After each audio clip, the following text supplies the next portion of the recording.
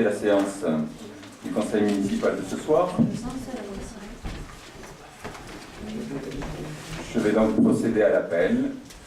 Marion Bergigna, Serge Claverie, Marie-Ange Babert, Jacques Choulet, Madame Claire Duprat, Jean-Marc Fabier aura 10 minutes de retard, nous a dit. Madame Sophie Dupouille, Monsieur Arnaud Fabre, Madame Elisabeth Brett, Monsieur Johan Labarère, Madame Aurélie Lévesque a donné le pouvoir à Laurent Langlade, Monsieur Bruno Lamaison, Madame Sylvie Sauvignon, Madame Émilie Bourguet a donné procuration à Serge Claverie, Christophe Priam a donné procuration à Pierre Duprat, Madame Emmanuelle Lacroix,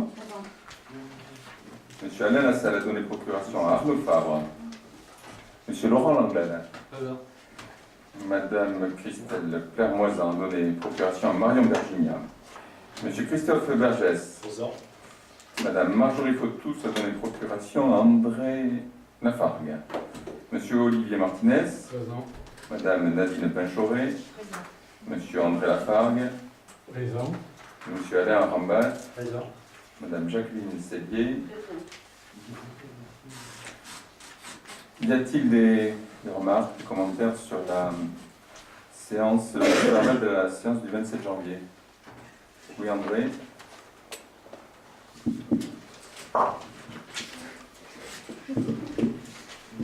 Alors, Monsieur le maire, encore une fois, j'interviens sur ce point concernant l'approbation du procès-verbal.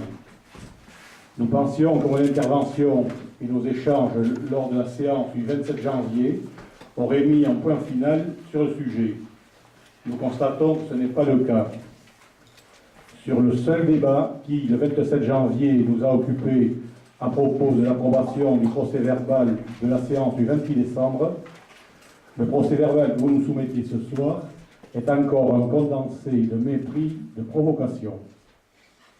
Pour éviter toute contestation et palabre, j'avais pris ce jour-là, comme ce soir du reste, la précaution de rédiger préalablement les observations de l'opposition, de lire le document en séance et de vous le remettre en fin de séance sous couvert et entre les mains de Madame la directrice générale des services afin qu'il soit annexé au procès-verbal. Monsieur le maire, vous aviez estimé en séance que cela était la bonne méthode.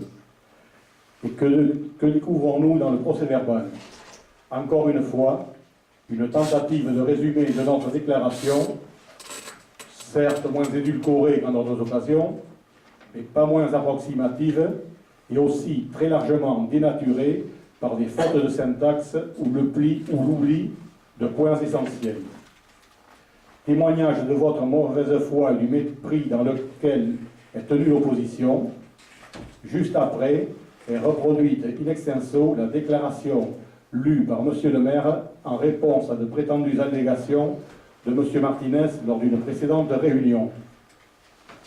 Alors, je ne vais pas rentrer dans le détail. Madame Bergigna, vous étiez secrétaire de séance ce soir-là. Vous n'avez sûrement pas rédigé ce procès-verbal, mais vous l'avez au moins relu. Donc, comme la dernière fois pour M. Labarère, comme j'avais pu l'indiquer la dernière fois pour M. Labarère, permettez-nous de mettre en doute soit votre compétence, soit votre bonne foi. Nous n'approuverons pas le procès-verbal que vous nous soumettez. Je vous invite de bien vouloir annexer au procès-verbal de la séance d'aujourd'hui la déclaration que je viens de lire et celle que j'avais lue lors de la séance du conseil municipal du 27 janvier, pour que la vérité soit rétablie.